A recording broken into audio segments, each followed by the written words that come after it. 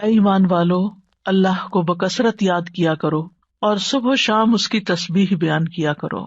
اللہ سبحانہ تعالیٰ اس آیت میں اہل ایمان کو حکم دے رہے ہیں کہ وہ اس کی حمد، تسبیح، تکبیر اور لا الہ الا اللہ کے ساتھ کثرت سے اس کا ذکر کیا کریں، یعنی اس کو بہت زیادہ یاد کیا کریں۔ ابن عباس رضی اللہ عنہ کہتے ہیں کہ اللہ نے ہر فرض کی کوئی نہ کوئی حد مقرر فرمائی ہے، یعنی صبح کے 2 فرض ہیں، شام میں 3 فرض ہیں، تو ہر فرض کی ایک حد ہے۔ رمضان کے روزے فرض ہیں تو 1 مہینے کے فرض ہیں۔ پھر عذر کی حالت میں وہ بھی معاف ہے، یعنی اگر انسان کو کوئی حقیقی عذر پیش ہو تو اس سے بھی اللہ تعالیٰ درگزر کرتے ہیں، لیکن نہ اس کے ذکر کی کوئی حد ہے اور نہ وہ کسی عذر سے معاف ہوتا ہے، یعنی اگر غفلت برتو۔ ہاں عقل یا ہوش نہ رہے تو اور بات ہے۔ اللہ تعالیٰ فرماتے ہیں سورۃ النساء میں فاذکروا اللہ قیاما وقعودا وعلی جنوبکم، اللہ کا ذکر کرو کھڑے، بیٹھے، لیٹے، یعنی ہر حال میں اللہ کو یاد کرتے رہو۔ یعنی ہم نے یہ خود ساختہ پابندیاں لگائی ہوئی ہیں کہ اس کیفیت میں ذکر نہیں کرنا، یا لیٹ کے نہیں کرنا، ضرور بیٹھو، یا قبلے کی طرف رخ کر کے بیٹھو، یا باوضو ہو کے بیٹھو پھر ہی ذکر کر سکتے ہو۔ نہیں، ایسا کچھ نہیں، ہر حال میں اللہ کا ذکر کر سکتے ہو۔ نبی صلی اللہ علیہ وسلم کے بارے میں آتا ہے کان یذکر اللہ فی کل احیانہ، کہ آپ اپنے ہر طرح کے حالات میں، ہر طرح کے اوقات میں اللہ کا ذکر کیا کرتے تھے۔ اور یہاں پر کیا فرمایا وسبحوہ بکرۃ واصیلا، صبح اور شام یعنی دن کے پہلے پہر اور دن کے پچھلے پہر اللہ کی تسبیح کرو، کیونکہ جب انسان ایسا کرتا ہے تو اللہ تعالیٰ کی رحمتیں آتی ہیں۔ فرشتے بھی اہل ایمان کے لیے دعائیں کرتے ہیں، والذی یصلی علیکم وملائکتہ، وہی ہے جو تم پر صلوات بھیجتا ہے اور اس کے فرشتے بھی۔ تو یہاں اہل ایمان کو خطاب ہے، یا ایھا الذین آمنوا، اے لوگو جو ایمان لائے ہو۔ ابن مسعود کہتے ہیں کہ جب اس آیت کے ساتھ پکارا جائے تو اپنے کانوں کو اس حکم کی طرف لگا دیں، توجہ کریں کہ اللہ تعالیٰ کیا کہنا چاہتے ہیں، اس کو غور سے سنیں۔ یا تو کوئی خیر کا کام ہوگا جس کا اللہ تعالیٰ حکم دے رہا ہوگا، یا کوئی شر ہوگا جس سے اللہ تعالیٰ تمہیں روک رہا ہوگا، اس سے منع کر رہا ہوگا۔ تو یہاں پر یا ایھا الذین آمنوا کہہ کے کیا کہا گیا، اذکروا اللہ ذکرا کثیرا، صرف ذکر نہیں بلکہ ذکرا کثیرا، بہت کثرت سے اللہ کو یاد کیا کرو، کثرت سے اللہ کا ذکر کیا کرو، یعنی ہر طرح کے حالات میں اللہ ہی کو یاد کیا کرو، اور خاص طور پر تسبیح، تحلیل، تحمید، تکبیر۔ مجاہد کہتے ہیں یہ وہ کلمات ہیں جنہیں پاک، ناپاک، بے وضو اور جنبی بھی کہہ سکتا ہے، یعنی اگر کوئی حالت جنابت میں ہے تو بھی سبحان اللہ کہنے میں اس کو کوئی حرج نہیں، الحمدللہ وہ بھی کہہ سکتا ہے۔ جیسے اگر کسی کو نہانے کی ضرورت ہے اور اس کو تھوڑا ٹائم ہے نہانے میں کسی بھی وجہ سے، تو اس دوران اگر وہ پانی پینے لگا ہے تو بسم اللہ کہہ سکتا ہے، پانی پی چکا ہے تو الحمدللہ کہہ سکتا ہے، اسی طرح استغفر اللہ کہہ سکتا ہے۔ تو یہ کلمات ہر حال میں کہے جا سکتے ہیں۔ پھر دل کے اخلاص کے ساتھ ذکر کرنا چاہیے، یعنی ذکر کثیر کا معنی کیا گیا وہ ذکر جو اخلاص کے ساتھ کیا جائے، یعنی صرف کوانٹٹی میں ہی زیادہ نہ ہو بلکہ اس کی کوالٹی اچھی ہو۔ کوالٹی اچھی ہونے کا مطلب کیا ہے، دل سے کیا گیا۔ کثیر کا اپوزٹ قلیل ہوتا ہے، تو قلیل ذکر کون سا ہے، جو منافقین کرتے ہیں، وَلَا يَذْكُرُونَ اللَّهَ إِلَّا قَلِيلًا، کہ وہ اللہ کو بہت تھوڑا یاد کرتے ہیں، یعنی زبان سے اوپر سے کر دیتے ہیں لیکن دل سے نہیں کرتے۔ اور یاد تو ہوتی بھی دل میں ہے، یاد کسی کی بھی دل میں ہوتی ہے تو زبان پہ آتی ہے۔ اور دوسرے لفظوں میں کثیر کے مقابلے میں قلیل ذکر کیا ہے کہ انسان بس صرف صبح شام کے اذکار کرے، نمازوں کے بعد ذکر اذکار کرے، اور مختلف حالات میں جیسے کھانا کھایا یا مخصوص اذکار جو ہیں صرف ان کی پابندی کرے۔ لیکن ذکر کثیر اس کے برعکس کیا ہے کہ انسان ان خاص مواقع کے علاوہ بھی ہر حال میں اللہ کو یاد کرتا رہے، اللہ کی یاد اس کے دل میں تازہ رہے۔ اور یہ ایک ایسا عمل ہے، یعنی ایک ایسی عبادت ہے کہ اس پر عمل کرنے والا آرام کی حالت میں بھی، لیٹے ہوئے بھی، بیٹھے ہوئے بھی، چلتے پھرتے اللہ تعالیٰ کو یاد کر سکتا ہے۔ یعنی باقی کام کرنے کے لیے جیسے نماز ہے یا قرآن ہے تو اس کے لیے پھر آپ کو ایک ایفرٹ کرنی پڑتی ہے۔ خالی سبحان اللہ، الحمدللہ، اللہ اکبر پڑھنے میں تو آپ کو کوئی ایفرٹ بھی نہیں کرنی، صرف زبان ہلانی ہوتی ہے۔ اور انسان اگر اس چیز کا عادی ہو جائے اللہ کے ذکر کا تو پھر اس کی زبان بری باتوں سے بھی پاک رہتی ہے اور اس کی زبان سے اچھے الفاظ ہی نکلتے ہیں۔ اور یہ جو ہم نے اپنے اوپر ایک ڈسپلن کے لیے پابندی لگائی تھی کہ کم از کم 100 دفعہ استغفار دن میں کرنی ہے، کم از کم 100 دفعہ سبحان اللہ پڑھنا، ٹھیک ہے، لیکن اس کا یہ مطلب نہیں کہ 100 دفعہ گنتی پوری ہوگی تو اب اس کے بعد کوئی پابندی لگ گئی یا آگے بس دروازہ بند ہے اور اس سے آگے نہیں جا سکتے. اتنا تو منیمم کریں ہی، یعنی اپنے آپ کو پابند کریں. کیونکہ جب انسان کسی بھی کام کے لیے اپنا ٹارگٹ سیٹ کر لیتا ہے نا کہ آج دن میں یہ کام میں نے اتنی دفعہ کرنا ہے یا فلاں اور فلاں کام، آپ کی ٹو ڈو لسٹ ہوتی ہے، تو آپ پھر اس کو چیک کرتے رہتے ہیں کہ ہاں یہ کام ہو گئے. اور اگر آپ نے کوئی ٹارگٹ نہیں سیٹ کیا ہوا، ہاں میں کروں گی، تو پھر وہ کام نہیں ہو پاتا. تو اس لیے انسان کو اپنے لیے ٹارگٹ رکھنے چاہیے جتنے بھی آسانی سے رکھ سکے، 100 دفعہ 200 دفعہ کچھ بھی، لیکن اس کے علاوہ بھی کھلا بھی ضرور پڑھنا چاہیے، اور یہاں اسی کی طرف توجہ دلائی گئی ہے. امام ابو عمر ابن الصلاح سے پوچھا گیا کہ ذکر کی وہ کتنی مقدار ہے جس کو کرنے کے بعد انسان ان لوگوں میں شامل ہو جائے جو کثرت سے اللہ کا ذکر کرنے والے ہیں. قرآن مجید میں آتا نا، والذاکرین اللہ کثیرا والذاکرات اعد اللہ لہم مغفرۃ واجرا عظیما، کہ جو بہت زیادہ اللہ کا ذکر کثرت سے کرتے ہیں، مرد ہیں عورتیں ہیں، اللہ نے ان کے لیے بہت بڑا اجر تیار کر رکھا ہے اور بخشش عطا کرے گا اس کو. یعنی وہ پھر کیا ہے، یعنی کتنا کرے کہ ہم ایسے خوش قسمت لوگوں میں شامل ہو جائیں. انہوں نے کہا کہ اگر وہ نبی صلی اللہ علیہ وسلم سے ثابت شدہ اذکار پر ہمیشگی کرتا ہے، ثابت شدہ یعنی جو پروون ہے، سنت میں موجود ہے، تو وہ ان لوگوں میں شمار ہوگا جو مرد اور عورتیں اللہ کا کثرت سے ذکر کرتے ہیں. وَسَبِّحُوهُ بُكْرَةً وَأَصِيلًا، اور اس کی تسبیح بیان کرو صبح اور شام. تسبیح کا مطلب ہے اللہ تعالیٰ کی ذات کو ان تمام صفات اور افعال سے پاک بیان کرنا جو اس کے لیے جائز نہیں، یعنی اللہ کو ہر عیب سے پاک بیان کرنا. اب دیکھیے کہ شیطان جو ہے نا وہ انسان کا دشمن ہے، اور شیطان انسان کے دل میں اللہ تعالیٰ کے بارے میں کوئی نہ کوئی بدگمانی ڈال دیتا ہے، کوئی نہ کوئی ایسے خیالات ڈال دیتا ہے کہ جو انسان کی عقل نہیں بھی مانتی اور اس کو پسند نہیں بھی آتے، لیکن وہ خیال گزر جاتے ہیں، آتے ہیں اور چلے جاتے ہیں، جن کو وسوسے کہا جاتا ہے. اور اس کا شکار ہر انسان ہوتا ہے کسی نہ کسی درجے پر. سورۃ قاف میں اللہ تعالیٰ فرماتے ہیں وَنَعْلَمُ مَا تُوَسْوِسُ بِهِ نَفْسُهُ، اور ہم جانتے ہیں جو اس کا نفس اس کو وسوسے ڈالتا ہے. انسان کے اندر جو اندر سے اٹھتے ہیں یا شیطان کی ڈالی ہوئی نجاست ہوتی. اب اس کا توڑ کیا ہو؟ کیا اب انسان پریشان ہو کے بیٹھا رہے؟ کچھ لوگ بے حد پریشان رہتے ہیں کہ ہمیں وسوسے آتے ہیں. وسوسے ہر ایک کو آتے ہیں، لیکن ان کا پیچھا نہیں کرنا چاہیے اور ان کو جھٹک دینا چاہیے. جیسے آپ کہیں سے گزر رہے، آپ کے کپڑوں پہ گرد و غبار پڑ گیا تو آپ کیا کرتے ہیں؟ جھٹک دیتے ہیں. بس وسوسوں کو جھٹکتے چلے جائیں، ان کو ٹھہرنے نہ دیں. دوسرا یہ ہے کہ اللہ سبحانہ تعالیٰ کی تسبیح بیان کریں کہ اللہ تعالیٰ یہ جو برے خیالات آتے ہیں آپ ان سب سے پاک ہیں. تو تسبیح اس کا علاج ہے، تسبیح اس کا اینٹیڈوٹ ہے. اور پھر خاص طور پر بکرتم و اصیلا، پہلے پہر اور پچھلے پہر، دن کے ابتدائی حصے میں اور دن کے پچھلے حصے میں. بکرا کا لفظ جو ہے یعنی عام طور پر علماء اس کو سورج نکلنے تک کے وقت کو بکرا کہتے ہیں، اس کو یوں ڈیفائن کیا گیا. اور اصیلا جو ہے عصر اور مغرب کا درمیانی وقت ہے، یعنی قبل طلوع الشمس و قبل غروبها، سورج نکلنے سے پہلے اور سورج غروب ہونے سے پہلے کا وقت جو ہے یہ اذکار کا وقت ہے.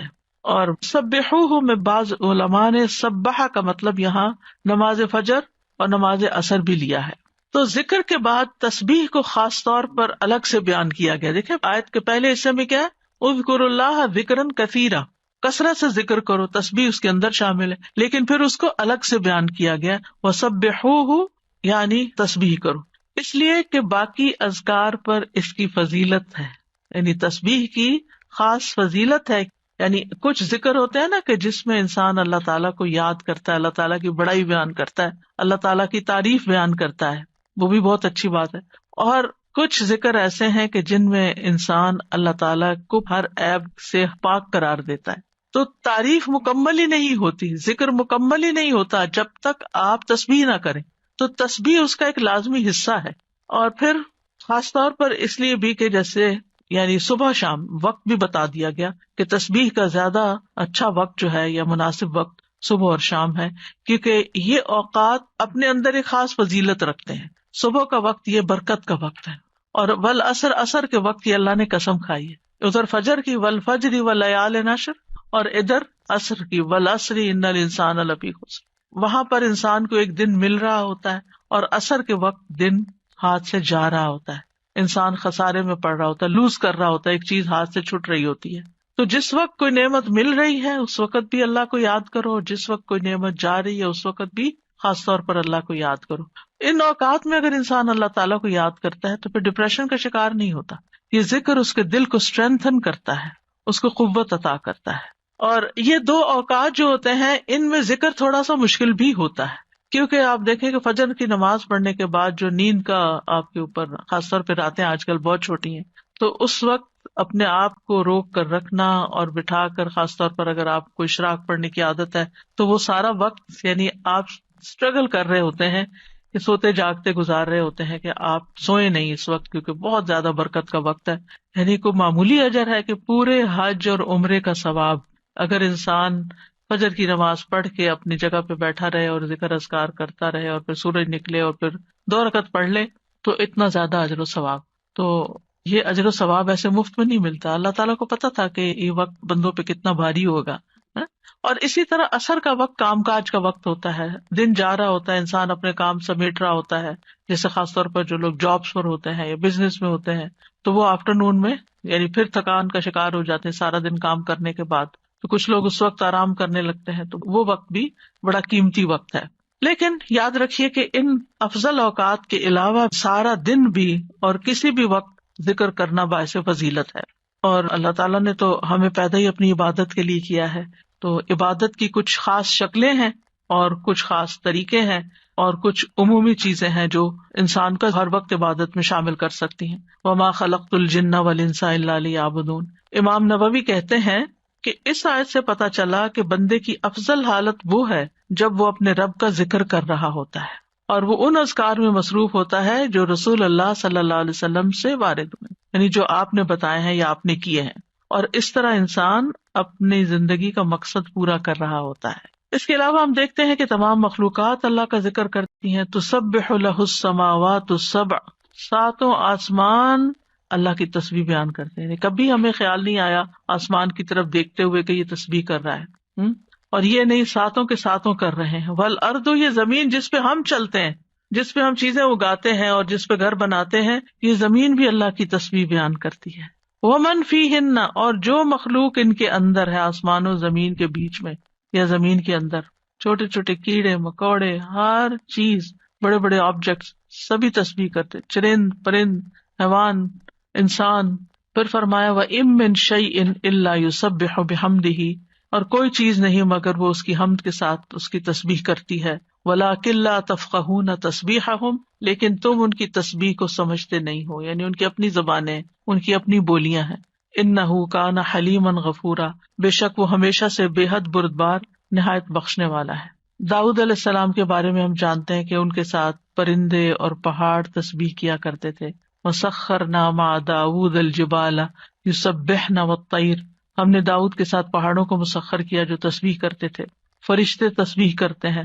وَالْمَلَائِكَةُ يُسَبِّحُونَ بِحَمْدِ رَبِّهِمْ وَيَسْتَغْفِرُونَ لِمَنْ فِي الْأَرْضِ، فرشتے اپنے رب کی حمد کے ساتھ تسبیح کرتے ہیں اور زمین والوں کے لیے بخشش کی دعائیں کرتے ہیں.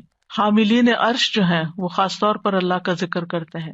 ان سب میں آپ دیکھیے، چاہے زمین آسمان کی ہر چیز ہو، چاہے فرشتے ہوں، چاہے پیغمبر ہوں، سب کے ساتھ تسبیح کا لفظ آ رہا ہے کہ تسبیح کرتے ہیں. یعنی خالی ذکر نہیں آیا بلکہ تسبیح آیا ہے. تو اس سے بھی تسبیح کی فضیلت پتہ چلتی ہے. سبحان اللہ و بحمدہ، سبحان اللہ العظیم، تسبیح بیان کرنا یعنی اللہ تعالیٰ کو ہر عیب سے پاک قرار دینا کہ اس میں کوئی نقص نہیں، کوئی کمی نہیں، وہ پرفیکٹ ہے، کوئی عیب نہیں، اس کا کوئی فیصلہ غلط نہیں، اس کا کوئی حکم، اس کا دین، ہر چیز صحیح ہے، جو بھی اس نے بنائی ہے پرفیکٹ بنائی ہے. تو الذین یحملون العرش ومن حولہ یسبحون بحمد ربہم، جو فرشتے عرش اٹھائے ہوئے ہیں اور جو اس کے ارد گرد ہیں، سب اپنے پروردگار کی حمد کے ساتھ اس کی تسبیح کر رہے ہیں، یعنی سارے کے سارے تسبیح کرتے ہیں. اور جہاں تک ذکر کا تعلق ہے تو قرآن مجید میں ذکر کا لفظ بھی آتا ہے، یعنی عمومی ذکر، تسبیح کے علاوہ جو بھی ذکر ہو، اللہ اکبر ہو، الحمدللہ ہو، لا الہ الا اللہ ہو، یا اور جو اذکار ہمیں بتائے گئے صبح شام کے. تو دیکھیے کہ مومنوں کی جو مختلف صفات بیان ہوئی ہیں ان میں صرف ذکر کے ساتھ کثرت کا لفظ آیا ہے. سورۃ الاحزاب کی آیت نمبر 35 ہے نا، ان المسلمین والمسلمات والمؤمنین والمؤمنات والقانتین والقانتات والصادقین والصادقات والصابرین والصابرات والخاشعین والخاشعات والمتصدقین والمتصدقات والصائمین والصائمات والحافظین فروجہم والحافظات والذاکرین اللہ کثیرا والذاکرات. یعنی ساری صفات اپنی جگہ ہیں کہ وہ مسلمان ہیں، مومن ہیں، فرما بردار ہیں، سچے ہیں، صبر والے ہیں، عاجزی کرنے والے ہیں، صدقہ کرنے والے ہیں، روزہ دار ہیں، اپنی شرمگاہوں کی حفاظت کرتے ہیں اور اللہ کا کثرت سے ذکر کرتے ہیں. تو اس سے بھی اندازہ لگائیں کہ ذکر کی کتنی اہمیت ہے کہ ذکر میں کثرت چاہیے. باقی چیزیں تو اپنے اپنے وقت پر ہوں گی، لیکن اللہ کے پسندیدہ وہ ہیں جو ذکر میں کثرت کرتے ہیں. جیسا کہ سورۃ آل عمران میں آتا ہے الذین یذکرون اللہ قیاما وقعودا وعلی جنوبہم، جو اللہ کو یاد کرتے رہتے ہیں کھڑے بھی، یعنی کچھ کام ہم کھڑے ہو کے کرتے ہیں، کھڑے ہو کے تھک جاتے ہیں تو وقعودا بیٹھ جاتے ہیں اور پھر لیٹ جاتے ہیں. تو چاہے کھڑے ہوں، چاہے بیٹھے ہوں، چاہے لیٹے ہوں، وہ ذکر نہیں چھوڑتے، ہر حال میں ذکر کرتے رہتے ہیں. یہ ان کی صفت ہے. یعنی ذکر کے لیے صرف کوئی وقت یا جگہ مخصوص نہیں ہے بلکہ ہر حال میں. اور پھر جو اس کا اجر ہے، نبی صلی اللہ علیہ وسلم نے فرمایا کیا میں تمہیں تمہارا بہترین عمل نہ بتاؤں جو تمہارے مالک کے نزدیک اچھا اور پاکیزہ عمل ہے اور تمہارے درجات میں سب سے زیادہ بلند ہے، سونا چاندی کے خرچ کرنے سے بہتر ہے، اللہ کی راہ میں جہاد کرتے ہوئے تمہارے کفار کی گردنیں مارنے اور ان کے تمہاری گردنیں مارنے سے بھی افضل ہے. صحابہ نے عرض کیا کیوں نہیں؟ آپ نے فرمایا اللہ تعالیٰ کا ذکر. یعنی بعض اوقات انسان سوچتا ہے نا کہ میں تو کچھ کر نہیں پا رہا، لوگ تو بڑے بڑے نیکی کے کام کر جاتے ہیں، اتنے مالدار ہیں، وہ اتنا صدقہ خیرات کرتے ہیں. خاص طور پر انسان جب ایسی چیریٹیز کے بارے میں سنتا ہے جو لوگ بہت آگے بہت بڑے بڑے کام کرتے ہیں تو انسان سوچتا ہے کہ میرے پاس تو کچھ ہے ہی نہیں کرنے کے لیے، میں تو ان کے برابر کبھی آ ہی نہیں سکتا. کچھ لوگ ہر سال حج عمرے پہ چلے جاتے ہیں، انسان سوچتا ہے میں تو یہ بھی نہیں کر سکتا. اسی طرح کچھ لوگ اور بڑے بڑے کام کر رہے ہوتے ہیں، خدمت خلق کے بڑے کام کر رہے ہوتے ہیں. آپ کبھی کبھی پڑھتے ہیں نا کہ مخصوص شخصیات کے بارے میں، اس نے اتنے ہزار لوگوں کو مسلمان کیا، انسان سر پکڑ کے بیٹھ جاتا ہے کہ ہم نے تو ایک کو بھی نہیں شاید کیا. تو اسی طرح فلاں شخص نے اتنے 100 مسجدیں افریقہ میں بنوا دی، کہتے ہم نے کیا کیا. تو اپنا بہت ہی چھوٹا لگتا ہے بھی چھوٹا، ایسا کچھ نہیں، لیکن اس وقت کیا چیز انسان کو حوصلہ دلاتی ہے کہ پھر اگر ہمارے یہ وسائل نہیں ہے یا ہم یہ نہیں کر سکے، خواہ ہماری طلب تھی کہ ہم یہ کر سکیں. کچھ کام ہوتے ہیں جو انسان کے ڈریمز ہوتے ہیں، کاش میں زندگی میں یہ کر لوں، لیکن پھر بھی نہیں، حالات اجازت دیتے، وسائل نہیں ہوتے. لیکن ذکر کر کے آپ ان ساری چیزوں سے آگے نکل سکتے ہیں، کیونکہ جو لوگ بڑے بڑے کام کرتے ہیں ان کے ساتھ بڑے خطرات بھی ہوتے ہیں کہ کبھی کسی وقت دل میں ریاکاری آ جائے، کسی وقت دل میں تکبر آ جائے، لوگ تعریف کر کر کے دماغ خراب کر دیں. تو جو چپکے سے بیٹھ کے کہیں نہ کہیں اپنے کام کاج میں لگا ہوا ذکر کر رہا ہے، اس کا تو کسی کو پتہ ہی نہیں کہ وہ کیا کر رہا ہے، وہ کتنے خزانے جمع کر رہا ہے. تو اس لیے جو چیز ہمارے ہاتھ میں ہے ہم اس کو تو گریب کریں، اس اپرچونٹی کو تو نہ جانے دیں، اس وقت کو تو نہ ضائع کریں، اس میں تو ہمارا کچھ بھی خرچ نہیں ہوتا. اور نبی صلی اللہ علیہ وسلم نے یہ بھی فرمایا، صحیح مسلم میں ہے، سبق المفردون قالوا وما المفردون یا رسول اللہ قال الذاکرون اللہ کثیرا والذاکرات. اچھا یہاں نوٹ کریں کہ ذکر کرنے والوں میں عورتوں کے نام بھی ساتھ ساتھ ہیں، کہ یہ صرف مردوں کے لیے نہیں ہے، عورتیں بھی اس میں شامل ہیں. نبی صلی اللہ علیہ وسلم نے فرمایا مفردون سبقت لے گئے، آگے چلے گئے، سابقون بن گئے. صحابہ نے پوچھا اللہ کے رسول مفردون کون ہے؟ آپ نے فرمایا اللہ کا بہت زیادہ ذکر کرنے والے مرد اور عورتیں، یہ مفردون ہیں جو اللہ کے قریب ہو گئے. تو ذکر ایک ایسی چیز ہے کہ جو انسان کو اللہ کا قرب عطا کرتا ہے، اور بھی بے شمار فائدے ہیں. جہاں تک صبح و شام کے اذکار کا تعلق ہے تو سورۃ غافر میں آتا ہے، نبی صلی اللہ علیہ وسلم کو ارشاد ہے وَسَبِّحْ بِحَمْدِ رَبِّكَ بِالْعَشِيِّ وَالْإِبْكَارِ، اور صبح اور شام اپنے رب کی حمد کے ساتھ اس کی تسبیح کیجیے. یہ ڈائریکٹ حکم ہے. جو پہلے آیت میں نے آپ کو سنوائی تھی اس میں بھی حکم ہے صبح و شام کا، اور یہاں بھی ابکار کا لفظ ہے، وہاں بکرا کا ہے، یہاں ابکار کا لفظ ہے، عشی والابکار، یعنی روٹ ایک ہی ہے لیکن تھوڑا سا تبدیل ہو گیا ہے. سورۃ طٰہٰ میں بھی آتا ہے فاصبر علی ما یقولون وسبح بحمد ربک قبل طلوع الشمس وقبل غروبها ومن آناء اللیل فسبح واطراف النہار لعلک ترضی. سو ان باتوں پہ صبر کیجیے جو وہ کہہ رہے ہیں، اور سورج طلوع ہونے سے پہلے اور اس کے غروب ہونے سے پہلے اپنے رب کی حمد کے ساتھ تسبیح کیجیے. تو تسبیح کا خاص وقت جو ہے، ویسے تو سارا دن کر سکتے ہیں، خاص اوقات یہ بتائے جا رہے ہیں جو قرآن میں خود بتا دیے گئے. اور رات کے کچھ اوقات میں بھی بس اس کی تسبیح کیجیے. رات کے کچھ اوقات میں جیسے حضرت فاطمہ رضی اللہ تعالیٰ عنہا کو نبی صلی اللہ علیہ وسلم نے تھکاوٹ کا علاج کیا بتایا تھا؟ تسبیحات. تو اپنا آخری کام تسبیح کیا کیجیے. نبی صلی اللہ علیہ وسلم خود بھی یعنی جب تک نیند نہیں آتی تھی تسبیح ہی کیا کرتے تھے. اور رات کے کچھ اوقات میں بھی بس تسبیح کیجیے، اور دن کے کناروں میں، تاکہ آپ خوش ہو جائیں. تو اس سے کیا پتہ چلتا ہے؟ یہ خوش ہونے کا نسخہ ہے خوش ہونے کا راز ہے اس میں، خوشی حاصل کرنے کا ذریعہ ہے. یعنی اگر آپ چاہتے ہیں کہ آپ کا دل مطمئن ہو، خوش ہو، تو آپ کو ان اوقات میں لازماً تسبیح کرنی چاہیے. اور جو ان اوقات میں تسبیح نہیں کرتے وہ غافلین میں شمار ہوتے ہیں، کیونکہ اللہ تعالیٰ فرماتے ہیں وَاذْكُر رَبَّكَ فِي نَفْسِكَ تَضَرُّعًا وَخِيفَةً وَدُونَ الْجَهْرِ مِنَ الْقَوْلِ بِالْغُدُوِّ وَالْآصَالِ وَلَا تَكُن مِّنَ الْغَافِلِينَ. اور اپنے رب کا ذکر کیجیے اپنے دل میں عاجزی اور خوف سے، بغیر بلند آواز کیے، چپکے چپکے، دل ہی دل میں، صبح اور شام کے وقت، اور آپ غافلوں میں سے نہ ہونا. یعنی جو ان اوقات میں تسبیح نہیں کرتے، ذکر نہیں کرتے، وہ غافل شمار ہوتے ہیں. اور خاص طور پر اس وقت میں جو تھوڑا سا بھی ذکر کیا جاتا ہے اس کا اجر بہت زیادہ ہے. رسول اللہ صلی اللہ علیہ وسلم نے فرمایا جو لوگ نماز فجر سے سورج نکلنے تک اللہ کا ذکر کریں، مجھے ان کے ساتھ بیٹھے رہنا زیادہ پسند ہے. کیونککہ نبی صلی اللہ علیہ وسلم کو حکم دیا گیا تھا نا، وَاصْبِرْ نَفْسَكَ مَعَ الَّذِينَ يَدْعُونَ رَبَّهُمْ بِالْغَدَاةِ وَالْعَشِيِّ يُرِيدُونَ وَجْهَهُ. آپ ان لوگوں کے ساتھ رہیے، ان کے ساتھ بیٹھیے جو اپنے رب کو صبح شام پکارتے ہیں اور ان سے اپنی نگاہیں نہ پھیریے. تو آپ نے فرمایا مجھے ان کے ساتھ بیٹھے رہنا زیادہ پسند ہے بنسبت اس کے کہ میں اولاد اسماعیل سے 4 غلام آزاد کروں. ایک وہ نیکی ہے اور ایک ایسے لوگوں کی کمپنی میں بیٹھنا جو اس وقت اللہ کا ذکر کرتے ہیں، اور میں ایسے لوگوں کے ساتھ بیٹھا رہوں جو نماز عصر سے سورج غروب ہونے تک اللہ کا ذکر کرے. یہ زیادہ پسندیدہ ہے اس سے کہ 4 غلام آزاد کروں. تو نماز عصر کے بعد کا وقت بھی صرف جمعے کا دن نہیں، کیونکہ ہم عام طور پر جمعے کے دن پھر بھی تھوڑا سا بہتر کر لیتے ہیں، لیکن عام دنوں میں ہم اس وقت کو دھیان نہیں کرتے. ٹھیک ہے، اگر اس وقت میں آپ کے کچھ مخصوص کام ہے گھر کے یا واک کا وقت ہے یا کوئی بھی، تو اس وقت کی برکت کی وجہ سے کہ یہ ذکر کا خاص وقت ہے. اور آپ نے یہ بھی دیکھا ہوگا کہ پرندے بھی صبح کے وقت سورج نکلنے تک چہچہا رہے ہوتے ہیں، اور پھر اس کے بعد جب چڑیا اپنے گھونسلوں کو جاتی ہیں اور جو ہی سورج غروب ہو جاتا ہے تو خاموشی سے سونے لگتی ہیں.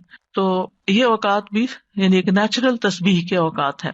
اور ابھی آگے بھی وہ ذکر آئے گا، تسبیح آئے گی جو آپ نے حضرت جویریہ رضی اللہ تعالیٰ عنہا کو سکھائی تھی، وہ بھی انہی اوقات میں پڑھنے کی تسبیح ہے.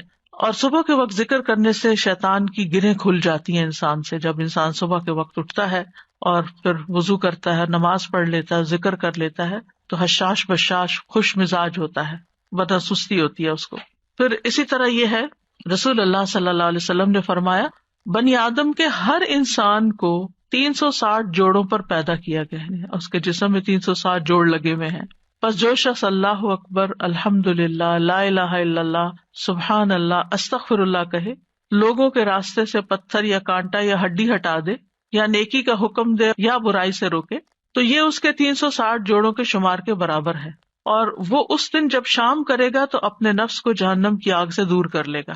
یعنی جو اپنے جوڑوں کا صدقہ روزانہ نکال لیتا ہے، اور یہاں مالی صدقے کے بارے میں بات نہیں ہو رہی، یہاں اذکار کی بات ہو رہی ہے خاص طور پر، یا کچھ کام ہے جس سے دوسروں کی تکلیف ہٹانا مقصود ہے، تو انسان اپنے آپ کو جہنم کی آگ سے آزاد کر لیتا ہے. ابن عثیمین کہتے ہیں کہ صبح و شام کی اذکار اپنے پڑھنے والوں کے لیے اس قدر وسیع، عظیم فوائد اور برکات پر مشتمل ہے کہ ان کا احاطہ نہیں کیا جا سکتا، ان کو بیان نہیں کیا جا سکتا.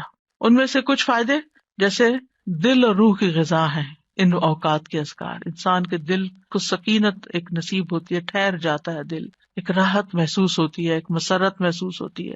پھر اسی طرح دنیا اور آخرت میں امن اور سلامتی کا ذریعہ ہے. دنیا اور آخرت میں سلامتی کا ذریعہ ہے، کیونکہ پروٹیکشن کی دعائیں ہیں اس میں، حفاظت کی دعائیں ہیں. پھر خیر و برکات کے دروازے کھولنے کا سبب ہے.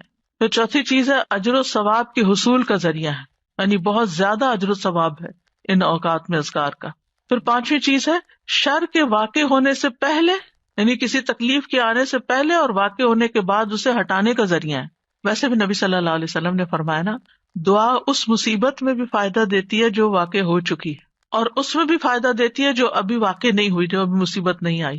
اے اللہ کے بندو دعا کو لازم کر لو. تو یہ صبح شام کی دعائیں ہی ہیں ایک طرح سے ان میں زیادہ تر. پھر ان اذکار میں انسان اللہ کی نعمتوں اور مہربانیوں کا اعتراف کرتا ہے، یعنی صبح شام کے اذکار جو ہے یہ اللہ کی پے در پے نعمتوں کا اعتراف ہے.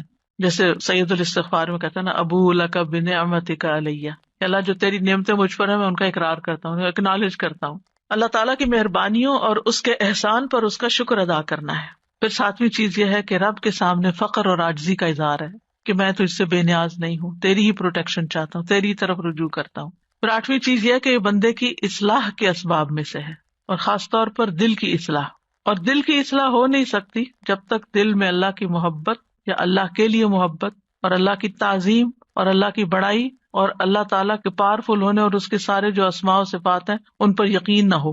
اس وقت تک اللہ کی بڑائی دل میں نہیں آتی. ابن عباس کہتے ہیں کہ جو شخص صبح شام کے اذکار پر حفاظت کرے، سچائی، ایمان اور اللہ پر بھروسہ اور اعتماد کرتے ہوئے یہ اذکار کرے، اور یہ دعائیں جن معنی پر دلالت کرتی ہوں ان کے لیے انسان کا سینہ کھلا ہوا ہو، تو یہ سے جادو اور دیگر مصیبتوں کے واقع ہونے سے پہلے ان کے شر سے بچانے کا سب سے بڑا سبب ہے، اور تکلیف واقع ہو جائے تو ان کو ہٹانے کا بھی سب سے بڑا سبب ہے. یعنی ان کو چھوڑنا نہیں چاہیے، لیکن بعض اوقات کوئی تقدیر نافذ ہونی ہوتی ہے تو انسان بھول ہی جاتا ہے یا سویا ہی رہ جاتا ہے یا کوئی بھی وجہ بن جاتی ہے اور انسان غافل ہو جاتا ہے اور اتنے میں وہ واقع ہو جاتی. ابن قیم کہتے ہیں کہ دعائیں اور تعوذات ہتھیار کی طرح ہیں، ہتھیار ہیں. ہتھیار مارنے والے کی قابلیت اور صلاحیت کے مطابق اثر کرتا ہے، صرف تیز دھار کے ساتھ نہیں. یعنی آپ کے پاس کیسی بھی سورڈ ہو، آپ کے پاس کیسی بھی گن ہو، لیکن اگر آپ کو چلانی نہیں آتی تو فائدہ نہیں ہے. جب ہتھیار کامل ہو اور اس میں عیب نہ ہو اور وہ بازو طاقتور ہو جو ہتھیار چلاتا ہے اور رکاوٹ نہ پائی جاتی ہو، تو اس ہتھیار کے ساتھ دشمن کے لیے تاثیر واقع ہوگی اور وہ دشمن کو بھگا دے گا، زخمی کر دے گا. اگر ان چیزوں میں سے کسی میں کوئی کمی ہو جائے تو تاثیر بھی کم ہو جائے گی. کون کون سی چیزیں؟ ہتھیار بھی اچھا، عیب بھی نہ ہو اور چلانا بھی صحیح آتا ہو. آپ نے عام طور پہ سنا ہوگا لوگ کہتے ہیں کہ ہم خود نہیں رقیہ کر سکتے، کسی راقی کے پاس جانے کی کیا ضرورت ہے. ہم بھی کر سکتے ہیں، بھی ضرور کرو، کسی نے منع تو نہیں کیا. لیکن بعض اوقات جو راقی ہوتے ہیں نا، ان کا جو یقین ہوتا ہے، ان کا جو انداز ہوتا ہے، ان کی جو آواز ہوتی ہے، اس کا اثر ہی کچھ اور ہوتا ہے. چلے رقیے کو آپ چھوڑیں، عام جو زبان میں بات کرتے ہیں، مثلا ایک شخص کہتا ہے ادھر آؤ، بچے کو کہتے ہیں ادھر آؤ، وہ سنتا ہی نہیں، تو اس کہتا ہے ادھر آؤ، تو وہ ڈر کے مارے آ جاتا ہے. کہنے والے کے کہنے میں بڑا فرق بھی ہوتا ہے اور اس کا اثر بھی فرق ہوتا ہے. کچھ لوگوں کی بات لوگ آسانی سے مان جاتے ہیں اور کچھ کی تو بالکل نہیں مانتے. ہم سب جانتے ہیں، گھر میں بھی عام طور پہ دیکھا گیا کہ ماں کی بات کا اثر اور ہوتا ہے، باپ کی بات کا کچھ اور ہوتا ہے، کبھی وائس ورثہ بھی ہوتا ہے. لیکن یہ ہے کہ فرق ہے ایک بندے کے ذکر کرنے اور پڑھنے اور جن بھوت کو بگانے اور دوسرے بندے کے بگانے میں. جو خود ہی جنوں بھوتوں سے ڈرتا ہو وہ بگائے گا کہاں سے؟ تو جو ایسا کام کرنے والے ہوتے ہیں نا، اللہ نے ان کو خاص صلاحیتیں دی ہوتی ہیں اور خاص ٹیکنیکس بھی دی ہوتی ہیں اور سجھائی ہوتی ہیں، ان کے دل میں ڈالی ہوتی ہیں. بعض اوقات وہ کوئی کسی کو نقل نہیں کر رہے ہوتے، وہ جو ان کے دل میں آتا ہے اس کے مطابق وہ بیان کرتے جاتے، پڑھتے جاتے ہیں مریض کے حسب حال، کیونکہ ہر مریض فرق ہوتا ہے، ان کا ایکسپیرینس بھی فرق ہوتا ہے کہ کیا چیز فائدہ دیتی کیا نہیں دیتی.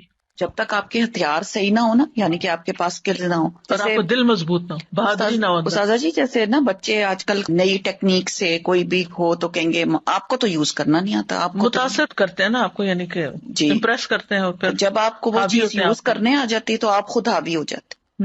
اور اسی طرح ہی جب آپ کو پتا ہوتا ہے کہ آپ نے ہتھیار کیسے یوز کرنا ہے تو پھر آپ کی پاورز اور قسم کی ہوتی ہیں، اور یہی وہ طاقت اور وہ پاور ہے جس سے آپ نا شیطان کو بھگا سکتے ہیں. اور میں کہتی ہوں نا حضرت عمر رضی اللہ تعالیٰ سے کیوں شیطان ڈرتا تھا، ان کے اندر وہ پاورز تھیں. بالکل سبحان اللہ. کبھی کبھی ایسا ہوتا ہے نا کہ آپ بالکل گھر میں اکیلے ہوتے ہیں، اندھیرا یا کوئی ایسی چیز ہوتی ہے تو انسان کے دل میں ایک دم خیال آتا ہے کہ یہاں کوئی ایسی چیز نہ ہو، تو آپ یہ کہہ کر اور آنکھیں کھول لیا کریں، اچھا کیا ہے، اگر کوئی ہوگی تو کیا ہوگا. سر جی آپ نے ایک دفعہ بتایا تھا نا کہ ذرا سی تھوڑی آواز کے ساتھ ڈانٹا جائے تو پھر ڈر خود نکل جاتا ہے. تو 2-3 دفعہ اس طرح سے ہوا تو الحمدللہ ذرا سی آواز زور کر کے کہ ہمارا گھر ہے، ہم رہتے ہیں، جو بھی مخلوق ہے وہ تنگ نہ کرے، مطلب اپنے آپ کو زیادہ باروب بنا کے اور ڈر نکال کے ان کو ڈرانا چاہیے. بالکل. تو الحمدللہ اس سے فرق پڑتا ہے. وہ متین ہاشمی صاحب ہوتے تھے کراچی میں، شاید آپ کے ہوتے ہوئے وہ لیکچر دینے آئے ہوں گے. انہوں نے ایسی بہت سی ٹیکنیکس بتائی تھی. وہ جنات کا علاج کرتے تھے اور ان کی آواز بھی اتنی ٹھہری ہوئی تھی، کوئی غصہ بھی نہیں کرتے تھے، کچھ نہیں. تو وہ کہتے تھے کہ جہاں کوئی ایسا مسئلہ ہو تو میں جا کے کہتا ہوں کہ دیکھیں ہم اشرف المخلوقات ہیں، ہم انسان ہیں اور آپ کا کوئی حق نہیں یہاں رہنے کا، میں آپ کو حکم دیتا ہوں یہاں سے چلے جائیں، اور وہ چلے جاتے تھے. تو بہرحال یہ تعوذات جو ہیں اور صبح شام کے اذکار جو ہیں یا تو شر کے اسباب کو واقع ہونے سے روک دیتے ہیں یا پھر وہ ان کے درمیان اور ان کی کامل تاثیر کے درمیان رکاوٹ بن جاتے ہیں. یعنی اسباب اور اثر کے بیچ میں رکاوٹ یعنی وہ چیز آ تو رہی ہوتی ہے مگر اس کا اثر جلد ختم ہو جاتی ہے. اور جتنا تعوذ کبھی ہوگا اتنا ہی اثر بھی کبھی ہوگا. دعا جو ہے وہ تقدیر بدل دیتی ہے. ابن عثیمین کہتے ہیں دعا تقدیر کو ٹال دیتی ہے. صبح شام کے اذکار دعاؤں اور تعوذات کا ایک مجموعہ ہے، اور دعا تقدیر کو ٹالتی ہے اور اللہ کبھی تقدیر کا فیصلہ صادر کرتا ہے اور اس کے لیے ایک سبب مقرر کرتا ہے، یعنی تقدیر نافذ ہونے کے لیے کوئی وجہ، ذریعہ، جو اس تقدیر کے آگے رکاوٹ بن جاتی ہے. ٹھیک ہے، تو دعا بھی انہیں اسباب میں سے ایک سبب، یعنی تقدیر بھی اللہ نے بنائی، وہ اتر رہی ہے تقدیر، اور اس کو ہٹانے کا سبب بھی اللہ نے بنایا ہے. اور وہ اسباب میں سے ایک سبب کیا ہے؟ یہ دعائیں، یعنی وہ آتی ہے اور دعائیں اس کو پیچھے دھکیل دیتی ہیں. اللہ نے یعنی صرف تقدیر نہیں بنائی، اللہ نے اس کو ٹالنے کا ذریعہ بھی بنایا ہے، اسباب بھی بنائے، اور دعا ان میں سے ایک سبب ہے. سمپل سے امام نووی کہتے ہیں دعا مصیبت کو ہٹانے اور رحمت کو پانے کا ایک سبب ہے، یعنی ایک ہتھیار ہے. پہلے بات ہوئی نا کہ ہتھیار ہے دعا، جیسے ڈھال ہتھیار کے حملے کو روکنے کا سبب ہے، جیسے ڈھال تلوار کے حملے کو روکنے کا سبب ہے. اور پانی زمین سے نباتات اگانے کا سبب ہے، بارش ہوتی ہے تو زمین ہری بھری ہو جاتی ہے، تو یہ سبب ہے نا. زمین کے اندر پوٹینشیل تھا، لیکن جب تک پانی نہیں آیا تو وہ دبی رہی، جب جو پانی آیا تو اس نے اپنا اندر کا سب باہر نکال دیا. ابن قیم کہتے ہیں ایک دفعہ شیخ الاسلام ابن تیمیہ کے پاس میں موجود تھا، انہوں نے صبح کی نماز پڑھی، پھر وہ بیٹھ کر اللہ کی عبادت کرتے رہے اور ذکر کرتے رہے. تقریباً آدھا دن گزر گیا. میری طرف دیکھا اور کہا یہ میرا ناشتہ ہے، اگر میں یہ غذا نہ کھاؤں تو میری قوت ساکت ہو جائے، کچھ کر نہ سکوں. آپ کو پتا 35 جلدوں میں انہوں نے لکھا ہے فتاوا، ان کے فتاوا کو اکٹھا کیا گیا، پوری شیلف بھر جاتی ہے، بلکہ اس سے بھی بچ جاتی ہے، کتابیں دوسری شیلف میں رکھنی پڑتی. تو ہم سوچئے کہ اتنے بڑے بڑے کام لوگ کس طرح کر جاتے تھے اللہ کی مدد کے ساتھ، اور اللہ کی مدد اللہ کے ذکر کے ساتھ آتی ہے. اور خاص طور پر فجر کے بعد سونے کو جو ناپسند کرنا، کیونکہ وہ برکت کا وقت ہوتا تھا. ابن قیم کہتے ہیں سلف صالحین کے نزدیک یہ بات ناپسندیدہ اور مکروہ تھی کہ صبح کی نماز سے لے کر سورج کے طلوع ہونے تک انسان سوئے. یہ غنیمت کا وقت ہے. سورج نکل آئے پھر اپنا کام کاج کر کے اگر آپ دوبارہ ریسٹ کرنا چاہیں، کیونکہ راتیں چھوٹی ہیں، تو پھر اور بات ہے. یہ وقت رزق کے نازل ہونے کا اور رزق بانٹنے کا وقت ہے، اس میں برکت نازل ہوتی ہے. اب اس کے بعد ہے صبح شام کے اذکار کے آداب جو ہیں وہ کیا ہے. سب سے پہلی بات یہ کہ زبان اور حضور قلب کے ساتھ، دل اور زبان کی حاضری کے ساتھ ذکر کیا جائے. جب یہ دونوں چیزیں متحد ہو جاتی ہیں اور اذکار کرنے والا سچائی، یقین اور اللہ کے ساتھ اچھا گمان کرتے ہوئے ان کے معنی میں غور و فکر کرتے ہوئے پڑھتا ہے تو یہ پڑھنے والے کو فائدہ دیتی ہیں، اس پڑھنے والے کی حفاظت ہوتی ہے، اس سے مصیبتیں دور ہوتی ہیں.